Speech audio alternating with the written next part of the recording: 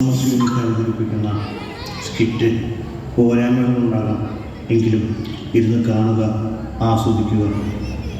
ഇതിൽ പങ്കെടുക്കുന്നവർ Polachan KP, Mercy Varghese, Mary Polachan, സനി യേശുദാസ്, ആഷ്പിൻ സാജൻ, ജോയൽ യേശുദാസ്, യുവാനിയ റോസ് ജിൻഡോ, ഹൃദ്യ ജോയ്സൺ.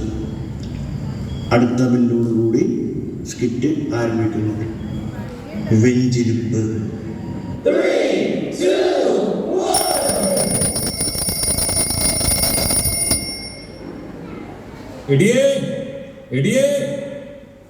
എന്താ മനുഷ്യ രാവിലെ തന്നെ ഒന്ന് തൊള്ള തുറന്ന് അലർന്നേ?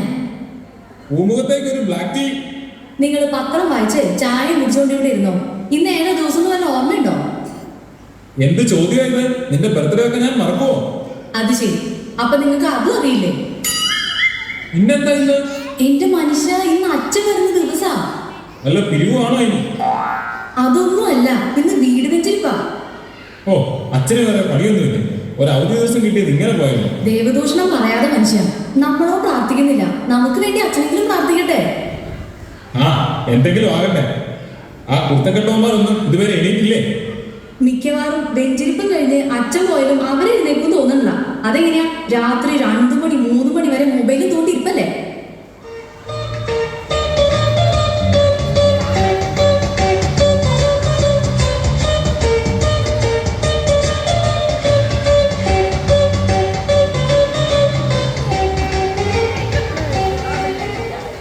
സമയം 12 മണി ആയതേ ഉള്ളല്ലോ.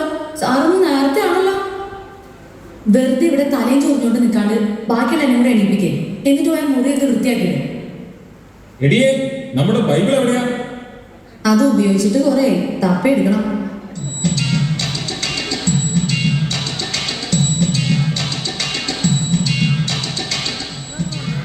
എല്ലാവരോടുമായിട്ട് പറയാം, വേഗം ബൈബിള് തപ്പിയെടുത്തോ. അച്ഛൻ വരുമ്പോൾ ഇവിടെ ബൈബിളില്ലാന്ന് വന്നാൽ നാണക്കേടാ.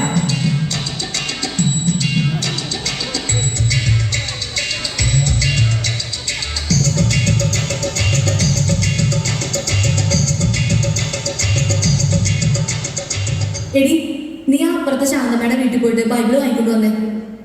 എന്തിനാ അമ്മ ശാന്തി ആന്റിയുടെ വീട്ടിൽ പോകുന്നത്? ഞാൻ മേരി ആന്റിക്ക് ഗർസലയാക്കിയും. കഴിഞ്ഞ ആഴ്ച അവരുടെ പട്ടി നമ്മുടെ പൂച്ച ഓടിച്ചെന്ന് പറഞ്ഞ് ഞാൻ വഴക്കുണ്ടാക്കിയില്ലേ? അന്ന് പുറത്തു പറയാൻ കൊള്ളത്തൊക്കെ ഞാൻ അവളെ വിളിച്ചതാ. മാത്രമല്ല, അവളുടെ സ്വഭാവം മോശം. നീ വേഗം പോയിട്ട് ശാന്തമ്മയുടെ അടുത്തുനിന്ന് വാങ്ങിട്ടോ.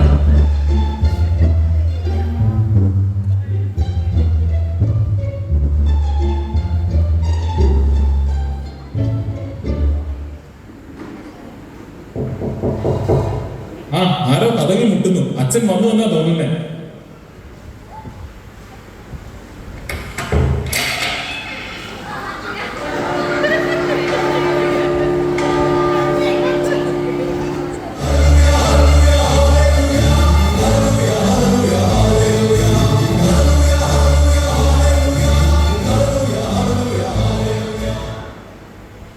ഈശോമിശിഹായെ സ്തുതിയായിരിക്കട്ടെ. അച്ഛാ സ്തുതിയായിരിക്കട്ടെ. എന്നാ അച്ഛാ ഇരിക്കാം. ഒരാളെയും കൂടെ കാണാനുണ്ടല്ലോ. അമ്മച്ചി എന്തിയെ? എടി അമ്മു, നീ പോയി വല്യമ്മയെ വിളിച്ചോണ്ട് വാ.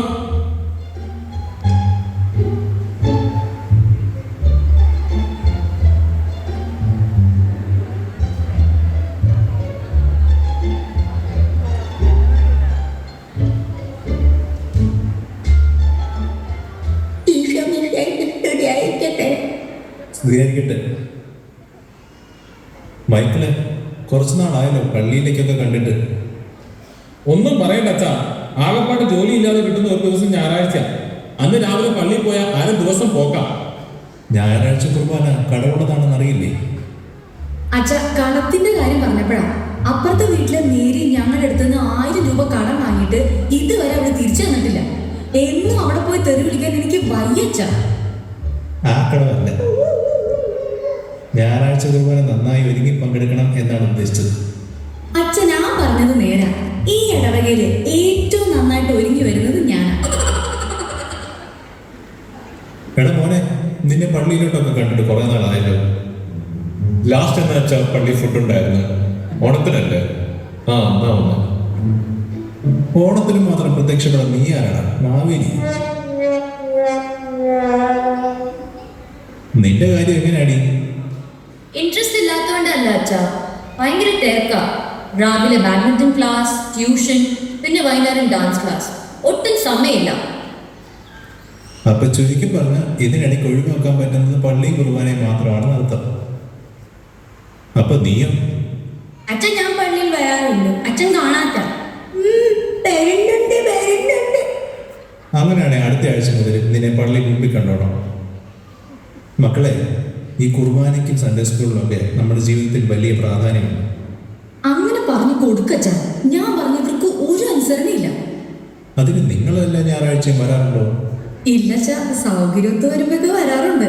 കുടുംബ പ്രാർത്ഥനയെങ്കിലും ഉണ്ടോ? അതങ്ങനെയല്ല അച്ഛാ. വർക്ക് കഴിഞ്ഞ് വന്ന് ഇതിനൊന്നും സമയം കിട്ടില്ല. പിള്ളേരുടെ കാര്യമാണെങ്കിൽ ട്യൂഷൻ ഇല്ലാതെ അവരെ എവിടെ എത്തിക്കാനും പറ്റില്ല. അച്ഛാ, ട്യൂഷൻ മാത്രമല്ല, എൻട്രൻസ് കോച്ചിങ് കൂടെ ഉണ്ട്. എൻ്റെ മക്കള്, നിങ്ങൾക്ക് ഇതിനിടയ്ക്ക് ഭക്ഷണം കഴിക്കാൻ സമയം കിട്ടാറുണ്ടോ? ഭക്ഷണം മുടങ്ങിയാലും കുളി മുടങ്ങിയാലും ട്യൂഷൻ മുടങ്ങാൻ പാടില്ല. അതാണ് ഇവിടുത്തെ റൂൾ. എന്റെ ദൈവമേ, ഇതിലും നല്ലത് പോകാണ്ടയായിരുന്നു.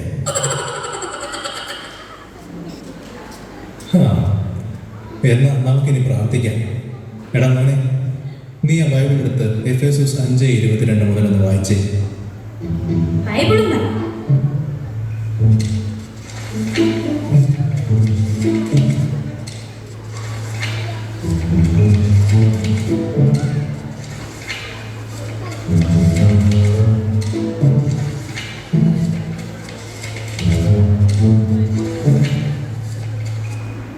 ഓ, കഷ്ടപ്പെടണ്ട, ഞാൻ തന്നെ പറയാം.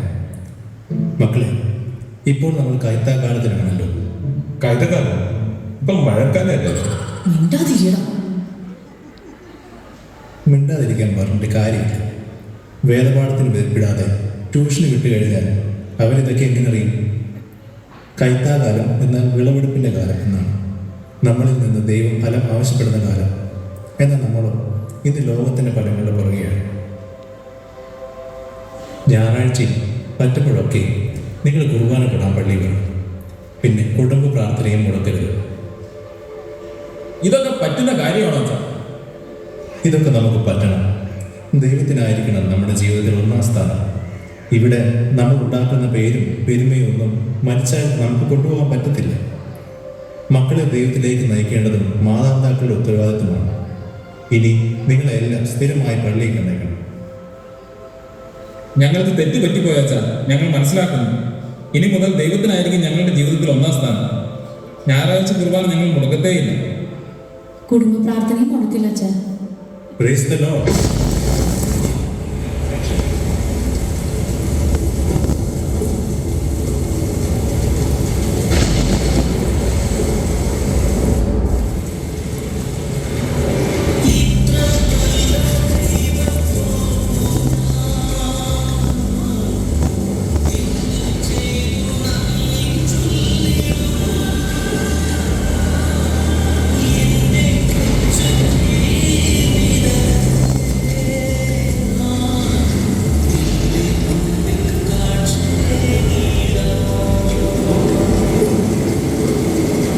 ഭയപ്പെടില്ല, ഞാൻ നിന്റെ ദൈവം. സംരക്ഷിക്കേണ്ട, ഞാനാണ് നിന്റെ ദൈവം. വഴിയും സത്യവും ജീവനും ഞാനാവുന്നു. എന്നിലൂടെയല്ലാതെ ആരും പിതാവിന്റെ അടുത്തേക്ക് പ്രവേശിക്കുകയില്ല. ആകയാൽ മനസ്സറിയപ്പെട്ട് വിശ്വാസത്തിൽ വിശ്വസിച്ച്